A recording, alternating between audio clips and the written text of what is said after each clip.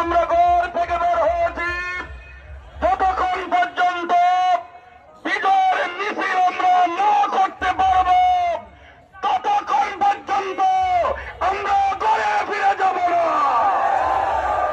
এই জন্য আজ থেকে আরম্ভ করে এককভাবে ব্যক্তিগতভাবে ব্রাহ্মণবাড়া পরিচয়ের প্রত্যেকটি ভোটারের কাছে আরেকবার আমরা দাঁড়িপাল্লার দাওয়াত পৌঁছে দিব।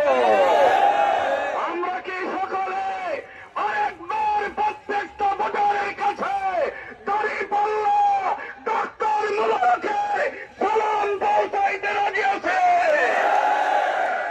সম্মানিত ভাইরা আমার, আমরা মুসলমান, ইমানের দাবিদার।